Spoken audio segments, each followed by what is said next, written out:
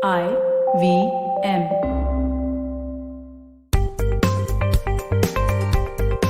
नमस्ते दोस्तों, स्वागत है आपका। क्योंकि इस पॉडकास्ट का नाम है आपका पैसा वैसा, सवाल आपके जवाब हमारे। मैं हूं आपका होस्ट अनुपम गुप्ता। आज हम बात करने वाले हैं म्यूचुअल फंड्स के बारे में और मेरे आज के एपिसोड के मेहमान हैं Deepak Jain, head sales Edelweiss asset management company AMC से। दीपक, स्वागत है आपका। हमारे लिसनर्स के सवालों का जवाब देने के लिए धन्यवाद। शुरू करते हैं। नमस्कार Anupam, thank you so much मुझे इनवाइट करने के लिए। I am looking forward to talk to your audience. Great, thanks Deepak. तो हमारा पहला सवाल थोड़ा गंभीर है दीपक। आपको पता ही होगा, पिछले अभी ऑलमोस्ट 15 महीने हो गए सारा देश ये कोरोना वायरस से, तो इस ट्रांसमिशन ऑफ कोई भी asset, actually transfer of asset from parent to child या जो भी है, क्योंकि कोई पास अवे हो गया। तो दोस्तों, ये सवाल उस पे है, म्यूचुअल फंड्स का है ये, लेकिन ये तो अभी हर एक एसेट में होगा, चाहे वो रियल एस्टेट हो या म्यूचुअल फंड्स के बारे में बात करेंगे। दीपक, मुझे एक चीज समझाइए।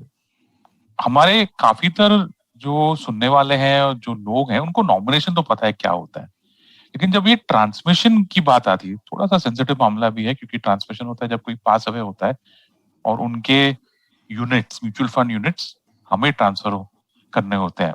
तो नॉमिनेशन और ट्रांसमिशन में फर्क क्या है? और खुदा ना खास्ता, गॉड फॉरबिड, अगर कोई पास अवे हो गया है तो उसके यूनिट्स ट्रांसमिट कैसे होते हैं? कोई इस बात का एक्सप्लेनेशन दीजिए। धन्यवाद अनुपम जी, आपने सही कहा, ये बहुत गंभीर मुद्दा है। ये काफी लोगों का सवाल हो सकता है। कुछ लोगों को इसके बारे में जानकारी हो सकती है और काफी लोगों को नहीं भी हो सकती है। तो आपने ये बहुत ही गंभीर मुद्दा उठाया है। तो आपने पूछा मुझसे नॉमिनेशन और ट्रांसमिशन में क्या फर्क होता है। एक्चुअली ये दोनों प्रक्रिया आपस में एक दूसरे से जुड़ी हुई हैं। नॉमिनेशन की प्रक्रिया में सबसे पहले जानना जरूरी है कि कौन कौन नॉमिनेट कर सकते हैं। तो एज पर आज जो हमारा जो लॉज है, कानून है, उसके हिसाब से एक इंडिविजुअल, एक व्यक्ति नॉमिनेट कर सकता है और एक कर्ता, HUF का जो करता है, अगर इन्वेस्ट करता है तो वो भी नॉमिनेट कर सकता है। तो ये दो लोग ही नॉमिनेट करने की परिस्थिति में है। आप करीबन 3 लोगों को नॉमिनेट कर सकते हैं, चाहे तो 2 को भी, 1 को भी, but up to a maximum of 3 लोगों को आप नॉमिनेट कर सकते हैं। उनका परसेंटेज आप डिसाइड कर सकते हैं। नॉमिनेशन जरूरी किस लिए है? अगर आपने इन्वेस्टमेंट किया है, आप उस इन्वेस्टमेंट को खुद ही लाभ लेना चाहते हैं अपने जीवन काल में, तो कोई बात नहीं, नॉमिनेशन की कोई जरूरत ही नहीं है। लेकिन अकस्मात अगर किसी की कुछ दुर्घटना हो जाए, निधन हो जाए, तो वो जो पूंजी आपने जमा किया इतने परिश्रम के बाद, उसका क्या हो, और वो उसका एक तरीके से ट्रांसफर, उसकी जिम्मेदारी किसके पास जाए कि वो राइटफुल ओनर को मिल जाए। सो नॉमिनेशन की प्रक्रिया उस काम के लिए काफी फायदेमंद साबित होती है। तो ये बहुत जरूरी है कि आप नॉमिनेट करें अपने, चाहे वो बैंक अकाउंट हो, चाहे म्यूचुअल फंड फोलियो हो, चाहे डीमैट अकाउंट हो, किसी भी तरह का निवेश हो, उसमें अगर आप नॉमिनेट करें तो अगर कोई अकस्मात निधन या कुछ एक्सीडेंट या दुर्घटना हो जाती है, तो आपके जो लीगल हायर हैं, आप जिनके लिए आपने ये पैसा सेव किया है, उनको ये पैसा ट्रांसफर होने में या ये सिक्योरिटी ट्रांसफर होने में आसानी होती है।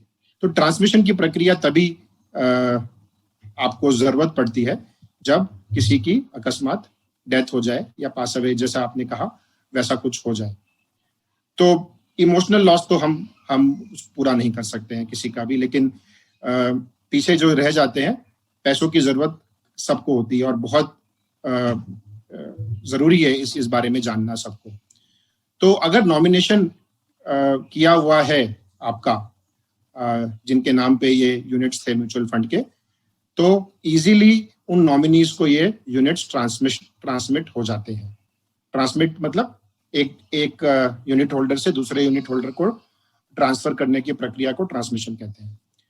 तो आप एक फॉर्म भर सकते हैं। एमफी ने अभी बहुत इसको कॉमन कर दिया है। अगर आप एमफी की वेबसाइट पे जाएं तो आपको एक एनेक्सर बी मिलेगा।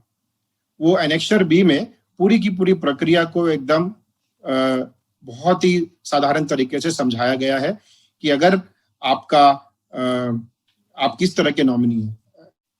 अगर आप सिंगल होल्डर के नॉमिनी हैं तो क्या हो सकता है, अगर आप सर्वाइविंग सेकंड होल्डर हैं तो क्या हो सकता है, अगर आप सोल होल्डर के one of the two nominees हैं तो क्या हो सकता है, कर्ता के नॉमिनी है तो क्या हो सकता है, अगर अनफॉर्चुनेटली नॉमिनेशन नहीं है तो भी ट्रांसमिशन कैसे हो सकता है। इसकी प्रक्रिया को बहुत अच्छे से समझाया गया है एमफी की वेबसाइट पे। मैं थोड़ा सा उसको ब्रीफ में आपको समझाने की कोशिश करता हूँ।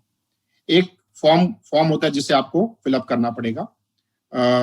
उस फॉर्म के साथ आपको जो व्यक्ति जो नहीं रहे उनका डेथ सर्टिफिकेट आपको देना पड़ेगा। आपको अपनी केवाईसी, क्योंकि ये यूनिट्स अब आपके नाम में ट्रांसफर होंगे, तो आपको अपनी केवाईसी करनी पड़ेगी। उस केवाईसी का प्रोसेस भी काफी साधारण है। आपको अपना photograph, ID proof, address proof ये सबमिट करना पड़ेगा और अपना एक बैंक अकाउंट डिटेल आपको उसमें सबमिट करना पड़ेगा। ये सब करने के बाद और बैंक से अटेस्टेशन करानी है, आप ये डॉक्यूमेंट्स जिस म्यूचुअल फंड में आपके यूनिट्स है वहां पे आप सबमिट करें। तो in a matter of few days proper verification ये यूनिट्स आपके नाम में ट्रांसफर हो जाते हैं। अगर आपके कुछ सवाल हैं इसके ऊपर में तो मैं आंसर करने की पूरी कोशिश करूंगा। हाँ, मतलब आपने जैसा बताया काफी आसान सा और सिंपल सा प्रोसेस है, लेकिन आपको पता ही होगा आपकी बातचीत काफी लोग से होती रहती है, आपकी टीम आपके पास आती होगी कि ये सिचुएशन यूनिक है, ये सिचुएशन यूनिक है, यहाँ कुछ हो गया, वहां कुछ हो गया। जहां तक मैंने समझा है ऐसा होता है कि अगर मैं समझिए थियोरेटिकली मेरे फादर पास अवे हो गए, ओके, उन्होंने इन्वेस्ट किया था, मतलब मुझे एब्सोल्युटली जीरो है, कुछ पता नहीं मुझे, तो मुझे आपसे ये पूछना है दीपक कि इसका स्टेप बाय स्टेप प्रोसीजर क्या है और कहाँ पे नॉर्मली गलतियां होती हैं। और दोस्तों मैं आपको ये बता देता हूँ कि जो दीपक ने बोला एम्फी, ये होता है association of mutual funds of India. आप गूगल पे सिर्फ एम्फी डाल दीजिए, एम्फी इंडिया डाल दीजिए, उनके वेबसाइट पे चले जाइए, उनके वेबसाइट पे ढेर सारे फॉर्म्स हैं, ढेर सारे प्रोसीजर्स हैं, ढेर सारे रिसोर्सेज हैं, जहां आप सब काफी संक्षेप में ना एक बहुत सिंपल तरीके से आप सीख सकते हैं, ठीक है। लेकिन दीपक आपके एक्सपीरियंस में प्रोसेस में बाधा कहाँ आती है? सबसे बड़ी जो मिस्टेक होती है वो नॉमिनेशन में होती है। अगर नॉमिनेशन आपने नहीं किया है तो ये काफी लंबी प्रक्रिया हो जाती है, क्योंकि फिर लीगल हायर अपने आप को एस्टैब्लिश करना पड़ता है। विल अगर है तो विल को प्रोबेट कराना पड़ता है। तो ये जो प्रक्रिया है ये काफी लंबी हो जाती है, ये महीनों चल सकती है।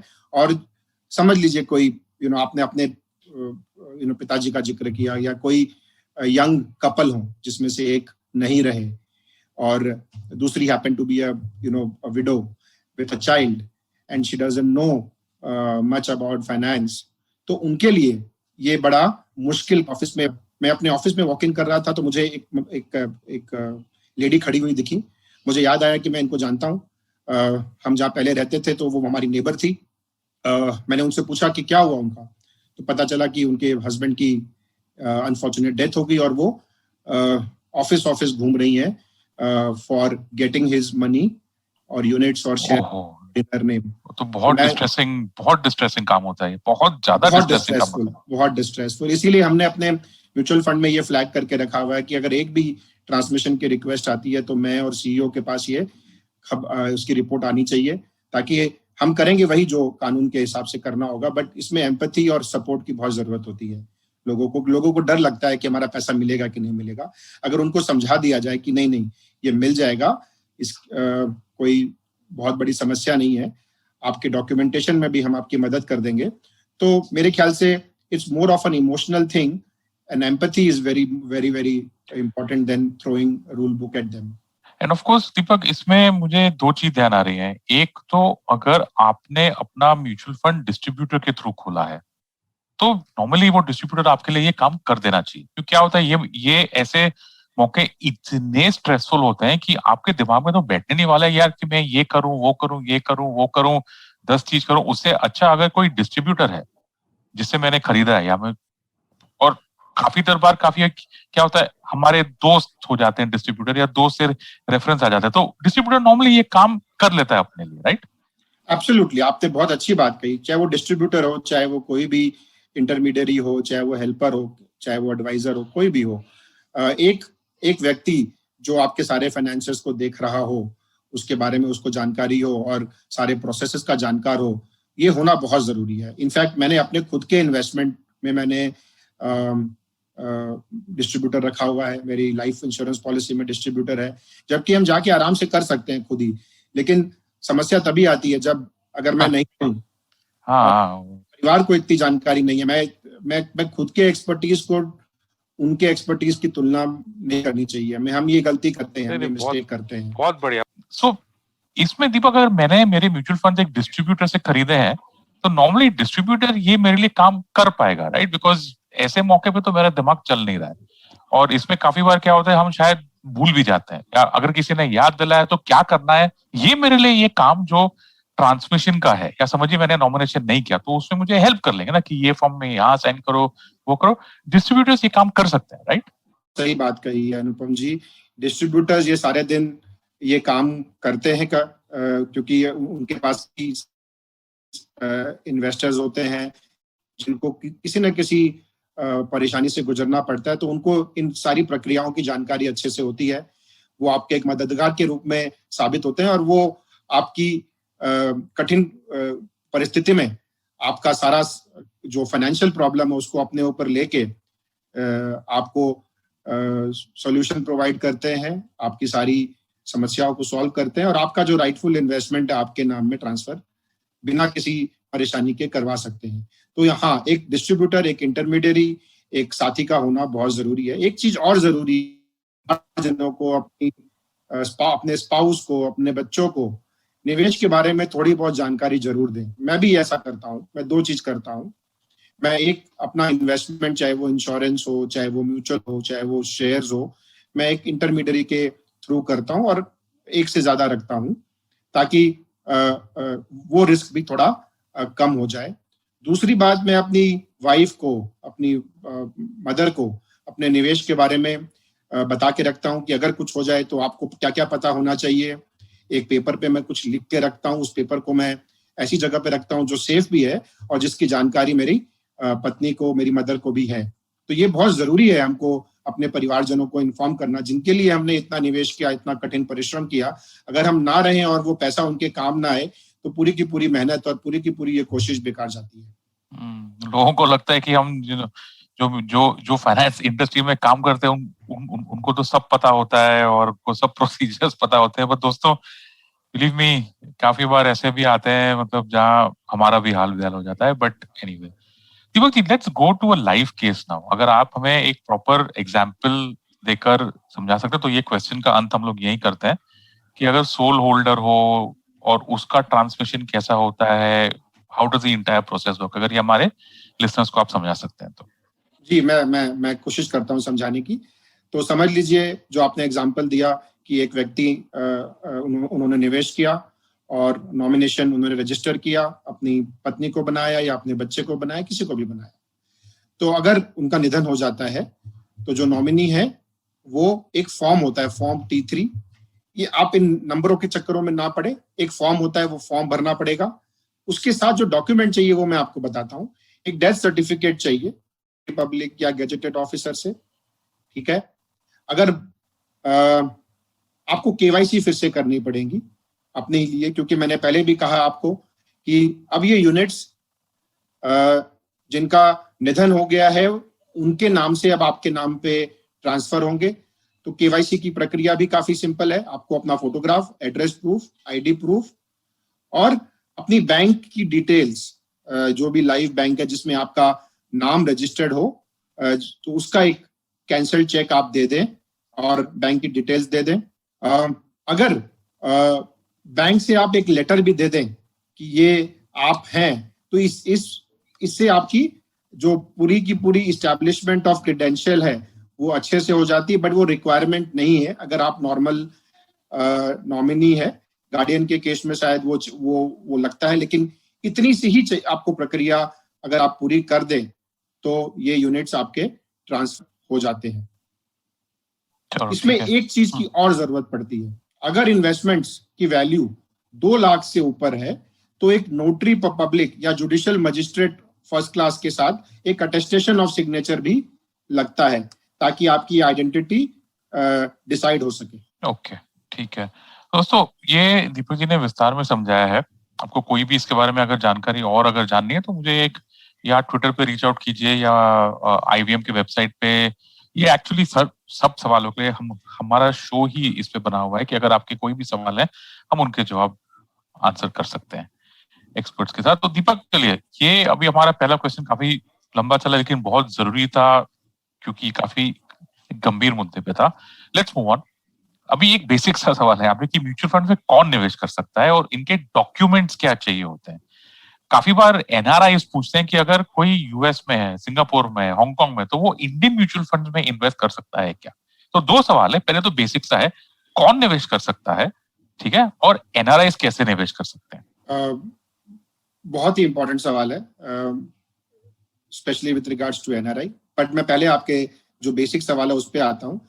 ज्यादातर जो इंडिया में जो टैक्स असेसी हैं वो निवेश कर सकते हैं। मैं थोड़ा विस्तार में बताता हूँ। कोई भी रेसिडेंट अडल्ट इंडियन इंडिविजुअल निवेश कर सकता है, आइदर सिंगली या जॉइंटली। डॉक्यूमेंट्स क्या चाहिए? डॉक्यूमेंट्स आपको केवाईसी चाहिए। आपकी केवाईसी का प्रश्न हम बाद में एड्रेस कर सकते हैं।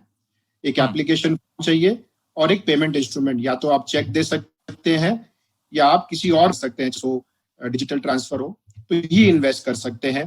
पर्सन ऑफ इंडियन ओरिजिन भी इन्वेस्ट कर सकते हैं। वहां पे आपको केवाईसी चाहिए, आपके एप्लीकेशन चाहिए जो कि ये बताएगा कि आप बाहर कहीं रहते हैं, और वो एक जरूरी रिक्वायरमेंट है म्यूचुअल फंड में निवेश करने का। आप अपने एनआरई या एनआरओ अकाउंट से इन्वेस्ट कर सकते हैं। NRE account basically on repatriation basis होता है। इसका कहने का सिंपल अर्थ है कि ये पैसा वापस आप ले जा सकते हैं। एनआरओ एक रुपी अकाउंट होता है जो कि नॉन रिपेट्रिएशन बेसिस पे होता है, उससे भी आप निवेश कर सकते हैं। एक माइनर भी निवेश कर सकता है थ्रू पेरेंट और लीगल गार्डियन। जब ऐसा हो तो लीगल गार्डियन का केवाईसी हमको जरूरत पड़ती है। एक एचयूएफ भी निवेश कर सकता है अपने कर्ता के माध्यम से। उसमें भी डॉक्यूमेंट्स आपको वही चाहिए, केवाईसी चाहिए एचयूएफ की, आपको एक एप्लीकेशन फॉर्म चाहिए, आपको पेमेंट चाहिए। एक और रिक्वायरमेंट होती है जिसको हम कहते हैं ultimate beneficiary ownership declaration, UBO declaration. हम इसके बारे में विस्तार से बात कर सकते हैं, बट यूबीओ डिक्लेरेशन के साथ आप निवेश कर सकते हो। पार्टनरशिप फर्म निवेश कर सकती हैं। वही जो मैंने कहा पहले कि डॉक्यूमेंट्स केवाईसी रिलेटेड ही होते हैं, सारे डिक्लेयर करना पड़ता है आप, लेकिन निवेश कर सकते हो। कंपनीज निवेश कर सकती हैं, ट्रस्ट निवेश कर सकती हैं, एसोसिएशन ऑफ पर्संस अगर हैं तो निवेश कर सकते हैं, सोसाइटीज निवेश कर सकती हैं। जितनी भी लीगल एंटिटीज हम देख पाते हैं, हम जानते हैं, वो निवेश कर सकते हैं। खाली एक उसमें रिक्वायरमेंट ये होती है कि उनका जो खुद का जो कॉन्स्टिट्यूशनल डॉक्यूमेंट होता है, जैसे कि कंपनी के केस में उनका association, article of association, memorandum of association, board resolution, इन सब चीजों की जरूरत पड़ती है आपको निवेश करने के लिए। जब भी आप इंस्टीट्यूशनल, जिसे हम नॉन इंडिविजुअल कहते हैं, जब निवेश करता है तो इसका एक पूरी प्रक्रिया होती है उनके खुद के संविधान में, उनके खुद के डॉक्यूमेंट्स के हिसाब से। वो अगर परमिट करते हैं तो म्यूचुअल फंड उनका पैसा लेने के लिए तैयार है। ये हमें हमारा कानून परमिट करता है। ठीक है, लगता है एनआरएस के लिए हम लोग जब भी एक सेपरेट एपिसोड करेंगे दीपक, तो आपको उसमें पक्का बोलेंगे, ये सब विस्तार इनवाइट करेंगे ये सब विस्तार में जानने के लिए। और अभी हमारे पास सवालों की लिस्ट काफी लंबी है, तो थोड़ा और आगे बढ़ के दीपक जी, इसमें म्यूचुअल फंड्स में ओनरशिप कैसी होती है? इसमें काफी हम लोग कंफ्यूज हो जाते हैं। पहला तो आता है mode of ownership, single, joint, फिर आता है ईदर, सर्वाइवर। तो ये मोड्स ऑफ ओनरशिप क्या होते हैं और इनको अगर मुझे चेंज करना है तो मैं कर सकता हूँ क्या? ये बहुत इंपॉर्टेंट सवाल है, लेकिन ये आप ध्यान में रखिएगा अनुपम जी, ये प्रश्न खाली इंडिविजुअल निवेशक के लिए लागू होता है। नॉन इंडिविजुअल सिंगल ही इन्वेस्ट कर सकते हैं। अभी हम सिर्फ इंडिविजुअल्स के बारे में ही बात करते हैं, तो बताइए। जी। So individuals can invest up to 3 individual निवेश कर सकते हैं साथ में। लेकिन एक बार अगर आपने ये निवेश कर लिया, चाहे वो सिंगल निवेश करें, चाहे वो जॉइंट निवेश करें, उसको आप बाद में ऐड या डिलीट नहीं कर सकते। तो आप समझिए कि हस्बैंड और वाइफ है, तो हस्बैंड और वाइफ जैसे जॉइंट बैंक अकाउंट खोल सकते हैं, वैसे ही जॉइंट म्यूचुअल फंड फोलियो भी अपना खोल सकते हैं। लेकिन समस्या ये है कि बाद में अगर वो ऐड या डिलीट करना चाहें तो वो नहीं कर सकते। अगर आपने ऐसा निवेश कर लिया तो अब ये जानना बहुत जरूरी है कि इसको आप ऑपरेट कैसे करेंगे। क्या आप एक व्यक्ति का सिग्नेचर के माध्यम से करेंगे या दो व्यक्ति के सिग्नेचर के माध्यम से करेंगे? तो उस प्रक्रिया को एनीवन और सर्वाइवर को कहते हैं operational mode of operating the mutual fund folio. So आप अगर चाहें कि दोनों जन निवेश करें या दोनों जन उस म्यूचुअल फंड अकाउंट को ऑपरेट करें, तो आप जॉइंट ओनरशिप उसमें आप क्लिक कर सकते हैं। लेकिन अगर आप चाहें कन्वीनियंस के लिए कि कोई भी एक जन उसको ऑपरेट कर ले, तो आइदर और सर्वाइवर आप उसको कर सकते हैं। ज्यादातर लोग जो मैंने देखा है, खासकर जो हस्बैंड वाइफ निवेश करते हैं, आइदर और सर्वाइवर मोड में निवेश करते हैं। चलिए दोस्तों, आज के लिए इतना ही। म्यूचुअल फंड्स पर सवालों का सफर चलता रहेगा। हमारे अगले एपिसोड पर हमारे guest Deepak Jain, head of sales Edelweiss AMC के साथ। दीपक, आपका बहुत बहुत धन्यवाद हमारे दर्शकों के सवालों का जवाब देने के लिए। आपको मिलते हैं अगले एपिसोड पर। और दोस्तों, धन्यवाद आपका ये पॉडकास्ट सुनने के लिए। अगर आपको कोई भी सवाल हो तो आप हमें भेज सकते हैं हमारे ट्विटर अकाउंट पर, यानी IVM के ट्विटर अकाउंट पर, या मुझे मेरे ट्विटर अकाउंट पर, मैं हूं B50, और आप अपने सवाल वहां भेज सकते हैं। आपको मिलते हैं म्यूचुअल फंड्स के बारे में आपका पैसा वैसा के अगले एपिसोड पर।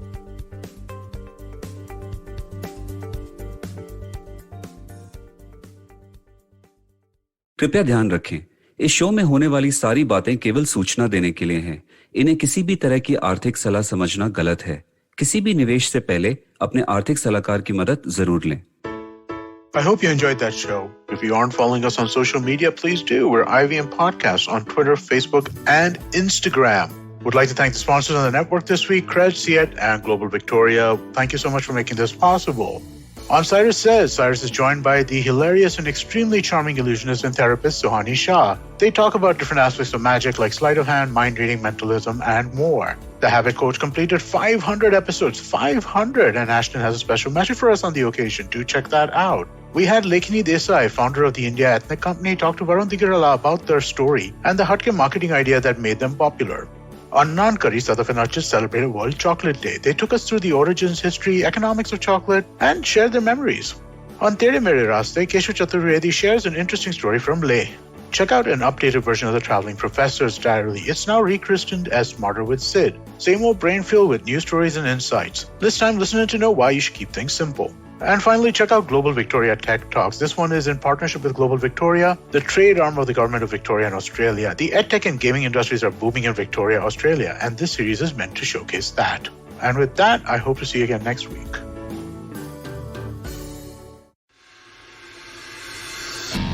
If you love cricket, listen up. The Edges and Sledges Cricket Podcast is here for you. Hosted by DJ, Varun, and me, Ashwin, we bring a fun, fresh fan's point of view to talking all things cricket. Sometimes it's just the three of us, sometimes we have guests, including current and former international cricketers. For new episodes every week, check out the Edges and Sledges Cricket Podcast on the IVM app, website, or wherever you get your podcasts.